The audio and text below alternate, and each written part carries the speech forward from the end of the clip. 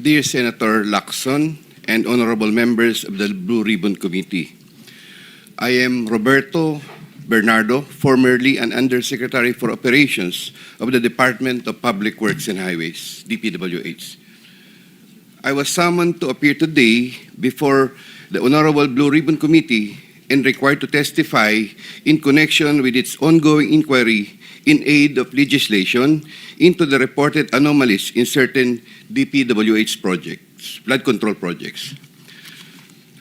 Bago ko po ilahad ang aking nalalaman sa mga bagay na nais tumbukin ng kagalang-galang na Blue Ribbon Committee, ako po ay umaamin sa aking maling nagawa.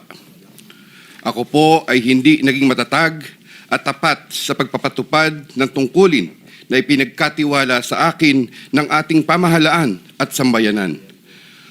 Taus-puso at puno ng pagsisisi na ako po ay humihingi ng kapatawaran sa Diyos, sa ating bansa at mga kababayan, gayon din sa aking pamilya, mga kaibigan at sa lahat ng aking binigo.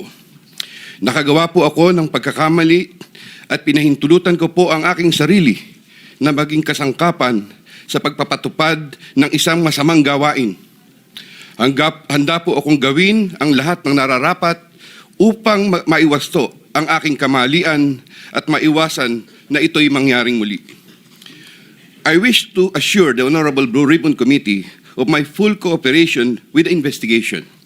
I am submitting an affidavit outlining my knowledge and of and involvement in certain events material to the subject of investigation. Moreover, I will disclose and expound on related incidents within my personal knowledge, mindful not only of the materiality of my testimony, but also of my rights, as well as fearful of what effects my disclosures will have on my family's safety and well-being. I have applied before the Department of Justice for coverage as a state witness under Republic Act number 6981, otherwise known as Witness Protection, Security and Benefit Act. I hope the Honorable Blue Ribbon Committee will find merit in my application and favorably endorse the same to the DOJ. With the assurance of the Honorable Blue Ribbon Committee that my rights and benefits under RA 6981 shall be respected, I am prepared to submit the aforesaid affidavit to Honorable Blue Ribbon Committee and swear to and testify on the same, with the approval of the Honorable DOJ Secretary on the disclosure thereof for such purposes. The highly sensitive nature of the disclosures made in my affidavit cannot be stressed enough.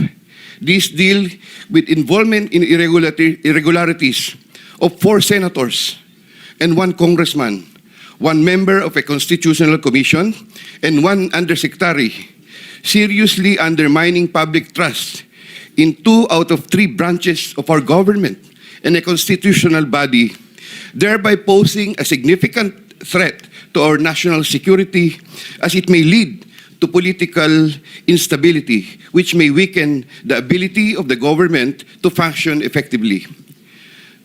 25 of September 2025, Makati City, Metro Manila.